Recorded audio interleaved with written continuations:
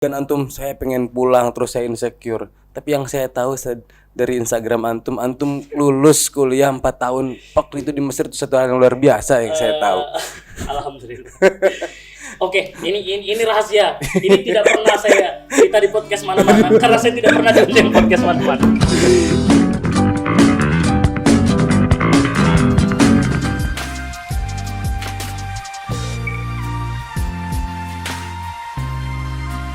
Kan antum saya pengen pulang terus saya insecure. Tapi yang saya tahu dari Instagram antum lulus kuliah 4 tahun. Waktu itu di Mesir itu satu hal yang luar biasa yang saya tahu.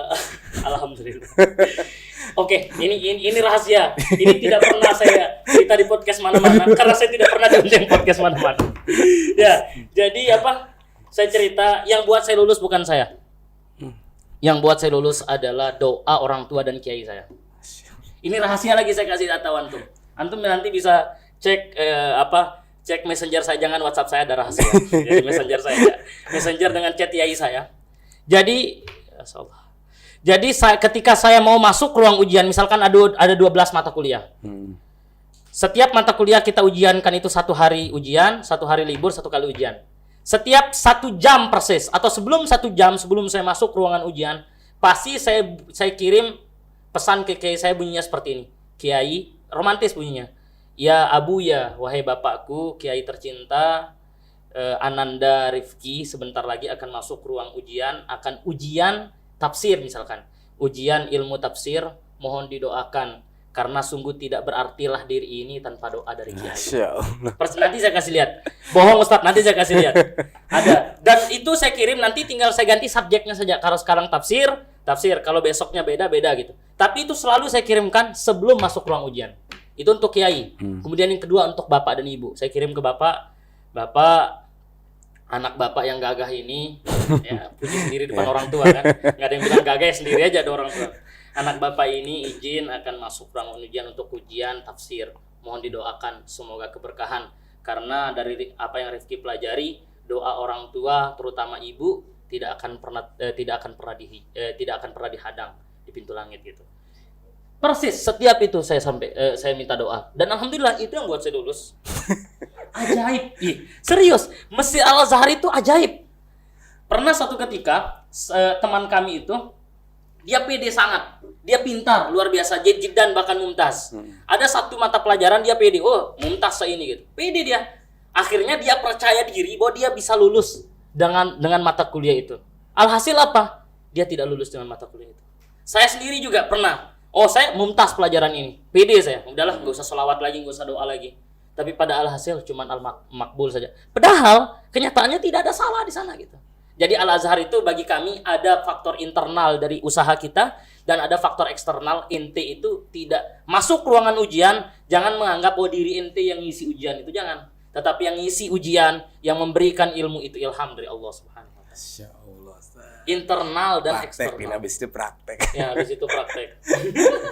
Ya itu pengalaman pribadi, artinya bisa lulus 4 tahun itu bukan karena ini. Enggak ada ini. Ini kosong nih, kalau antum pukul ini tong ini enggak ada isinya, ini karena dari Allah saja ini. Nah, itu. Nah, yang ajaib lagi Ustaz, di sisi lain antum itu sebagai wakil presiden itu Ustaz.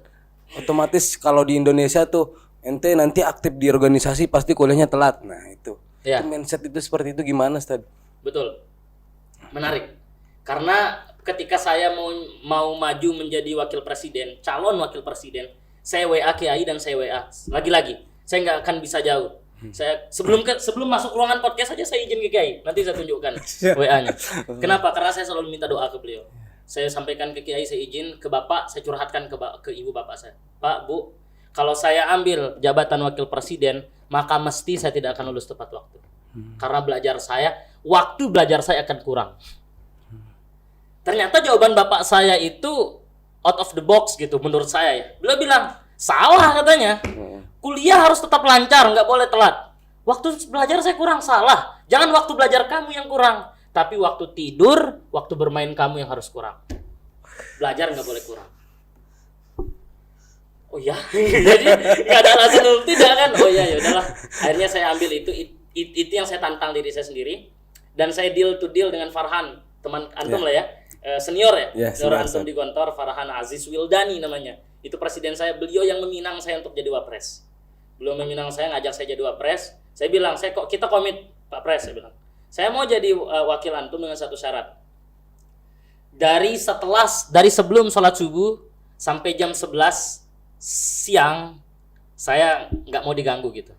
Saya biar belajar saja di kampus gitu. Jadi kami punya kajian sama Syekh Abdullah Izzuddin, mungkin Ustaz Reza juga kenal. Syekh Abdullah Izzuddin buka kajian hadis di Masjid Dardiri dekat kampus di masjid pokoknya dekat Muhatto ya? Terminal, dekat terminal bus dekat kampus kami setelah sholat subuh. Jadi setelah sholat subuh saya ngaji di situ sampai jam 7. Jam 7 saya berangkat kampus sampai jam 11. Sebenarnya ada jam 12, jam 1 ada jam lagi. Tapi saya jarang ngambil gitu. Kalau ada urusan, saya bilang ke Farhan, di atas jam 11, kalau ada urusan organisasi, saya siap. Sampai tengah malam saya siap gitu. Jadi deal-dealan kita di situ. Nah, disitulah saya, my golden time lah. Waktu emas saya itu di sana gitu. Di sebelum subuh dan kuliah. Itu saya manfaatkan untuk belajar gitu. Dan alhamdulillah, lulus saja sih pada akhirnya gitu. Antum termasuk orang istiqomah, Ustaz. Ya, karena saya percaya al-istiqomatu khairun min alfi karamah. Ya enggak? Istiqomah satu hal itu lebih baik daripada 1000 keramat. Ya, kayak gitu sih kira-kira. Saya kan juga mahasiswa nih Sad sekarang. Nah, skripsi di Mesir tuh gimana sih, Sad? Enggak ada skripsi di Mesir mah. Kita enggak ada skripsi. Sorry to say ya. Enggak ada skripsi. Alhamdulillah sih lebih tepatnya. Enggak ada skripsi. Jadi kita di sana cuma ada ujian akhir. Dan beda-beda fakultas, beda-beda jurusan, beda ujian akhir. Kalau ujian akhir kami yang saya anggap cukup susah adalah takhrij, karena saya takhusus saya hadis. Saya bilang hadis. Jadi tingkat akhir sebelum kita ujian itu ada takhrij. Kami dikasih satu hadis, potongan hadis bahkan tidak sempurna. Kemudian kita disuruh cari sempurna hadisnya seperti apa, sanadnya seperti apa, derajat hadisnya seperti apa, kajian rijalnya seperti apa. An-an-annya itu seperti apa gitu. Kita harus jelaskan. Itu tidak boleh by phone, kita dilepas di perpustakaan. Kami ada perpustakaan perpustakaan fakultas, bukan kampus, fakultas di bawah tanah itu, kita dilepas di sana, dikasih itu.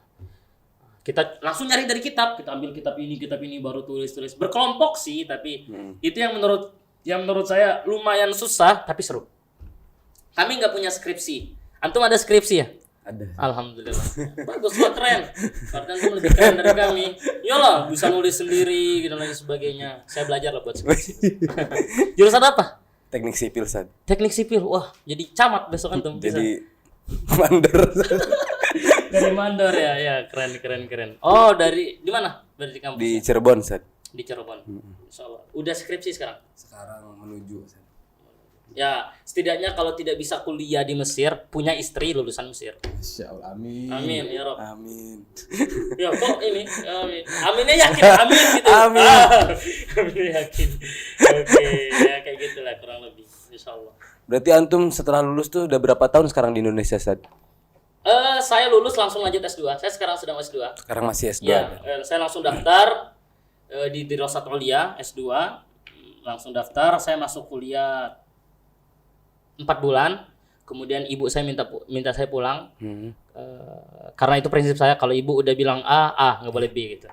Saya pulang, di kampung saya 3 bulan, saya harusnya balik ke Mesir, tapi alhamdulillah pada saat itu ada panggilan untuk menjadi petugas haji. Ada petugas haji Indonesia, saya dipanggil untuk menjadi petugas haji, akhirnya saya balik ke Mesir, ngurus visa, dan bertugas, saya dapat kerja tugas di Madinah selama 70 hari. Di sana sekaligus berhaji. Nah, pulang dari haji saya balik lagi ke Indonesia. Kemudian saya pernah di Azikro Gunung Sindur Jakarta, Bogor.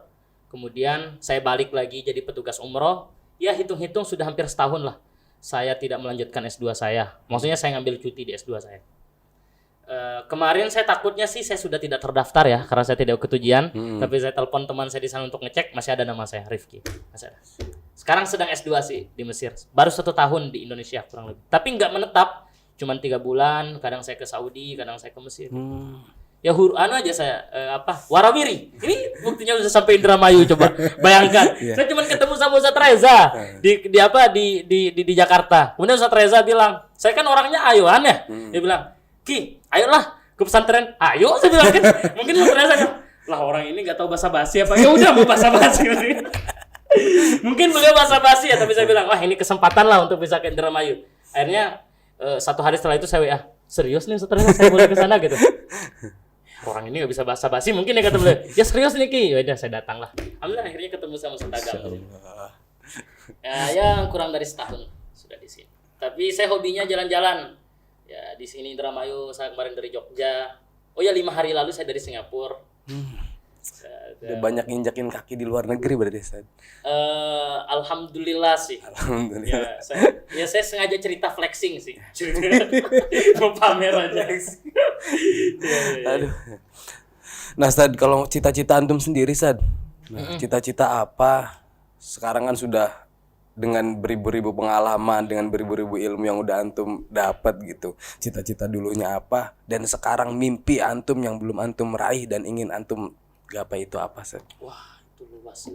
Karena cita-cita selalu sepakat nggak sih? Cita-cita kita selalu berubah nggak sih? Betul, Ustaz. Dulu waktu SD lihat orang jadi polisi, mau jadi polisi. Mau jadi guru, hobi aja berubah-ubah kan. Dulu kayaknya hobi membaca seru gitu kan. Iya. Jadi cita-cita berubah sih. Sampai titik ini, dulu cita-cita saya adalah sekolah di Mesir. Tapi saya dapat kata-kata, jangan mencita-citakan sekolah di Mesir. Karena kalau kamu sudah sampai Mesir, berarti cita-citamu habis. Akhirnya saya rubah cita-cita saya. Selesai kuliah di Mesir. Selesai kuliah di Mesir, habis apa lagi? Rubah lagi cita-cita. Kalau antum tanya saya sekarang apa? Cita-cita saya sekarang adalah ingin jadi manusia. Dalam ini. Itu kayak Hasan banget, Dalam Ustaz. ya, ingin jadi manusia. Ingin jadi manusia. Ya, cita-cita saya ingin jadi manusia karena saya pernah dengar satu ungkapan, bahkan menjadi manusia adalah masalah bagi manusia. Nah, itu kayak Hasan pernah ngomong kayak gitu. Ya enggak sih? Betul. Aduh, ketahuan nyonteknya. Ketahuan nyonteknya. Enggak. Ya betul. Karena menjadi manusia menurut saya itu luar biasa gitu. Saya mengidolakan Habib Ali Al-Jufri. Beliau punya kitab menarik banget, namanya itu Al-Insaniyah Qabla Tadayyun. Kemanusiaan lebih utama dari keberagamaan. Dan di sanalah sosok menjadi manusia itu ternyata spesial. Maka cita-cita saya sekarang itu ingin menjadi manusia dulu lah. Makanya saya suka bertemu dengan banyak orang, tahu bagaimana kamu kan manusia. Nah, bagaimana Ustadz Agam ini manusianya seperti apa sih? Nah, ingin itu dulu, baru next ke depannya setelah saya. Dan cita-cita menjadi manusia ini tidak akan pernah selesai. Itu menurut saya. Tapi yang jangka pendeknya sih saya ingin selesaikan S2 saya, S3 saya, dan saya ingin menjadi dosen tentu. Ini yang standar-standarnya. Dan kalau bisa doakan saya ingin jadi bupati di Sumbawa Barat. Tapi di otak saya muncul satu, Ustaz. Antum ini ingin memanusiakan manusia dan membentuk manusia, Ustaz. Amin. Dalam Ya Allah. rangka mungkin cita-cita antum nanti ingin bikin pesantren gitu, Ustaz. Amin. Kalau membuat pesantren tidak, tapi saya ingin mengembangkan Himatul Ummah sih. Pesantren saya next once nanti Ustadz Reza akan ngajak antum katanya sih. Masya Allah. Ini amin. tembak aja dulu kan.